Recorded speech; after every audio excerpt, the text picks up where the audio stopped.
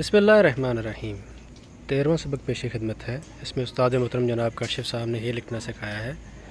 Lecture کو آخر تک دیکھیے لفظ کو مکمل سمجھنے کے لیے۔ یہ بنانی ہے، یہ کو ہم بنائیں گے، یہ دیکھیں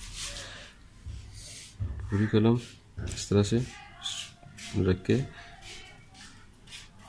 اس کو راؤنڈ شیپ دیں گے، اس طرح سے، یہ اس کی راؤنڈ شیپ ہے، ٹھیک ہے، اس طرح سے۔ آپ نے یہ دیکھنا ہے کہ اس کو ایک قد سے باہر نہ نکلے۔ اب یہ یہاں سے یہ جو اس کا راؤنڈ ہے یہ بہت ایک انٹرسٹنگ ہے اس کا۔ یہاں سے قلم کوارٹر قلم یوز کرنا ہے اس کو۔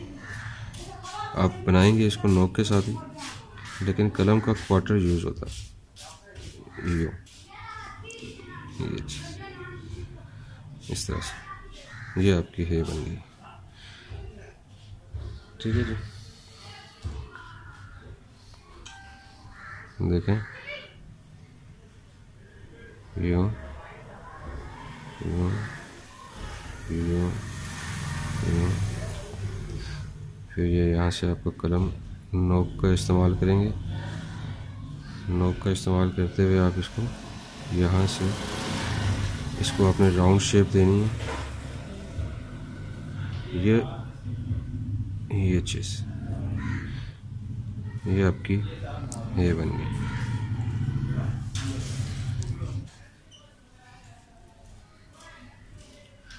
اب آپ اس کو دیکھیں ذرا، اس کو فالو کریں، لائنز کو فالو کریں، ٹھیک ہے، اس کی لائنز کو فالو کریں۔ یہ دیکھیں، یہ یہاں پہ لا کے آپ نے اس کو نوک کے ساتھ میں راؤنڈ شیپ دینی ہے، راؤنڈ شیپ دے کے یہ یہاں سے ایک کت ہوگا اس کا، ٹھیک ہے، اس کو آپ دیکھیں، یہ دو کت، اندر سے ایک کت، یہ دیکھیں، یہ اور یہ،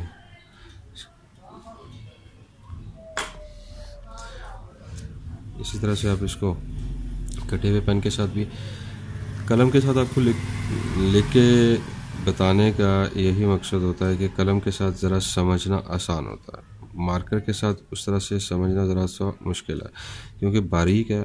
جتنا لفظ کو ہم موٹا لکھیں گے اتنا ایزیلی وہ ریڈیبل بھی ہوگا اور ایزیلی سمجھ بھی آئے گا۔ جتنا لفظ کو ہم باریک لکھیں گے وہ اس طرح سے سمجھ میں نہیں آتا، چونکہ بچوں کی ہینڈ رائٹنگ کا مسئلہ ہے، تو اس کے لیے پھر ہم مارکر کے ساتھ بھی لکھنا ہم بتا دیتے ہیں کہ چلیں آپ اس کو بھی جس طرح سے سمجھنے میں آسانی ہو۔ مزید لیکچرز کے لیے چینل کو سبسکرائب کریں اور ویڈیو کو لائک ضرور کریں۔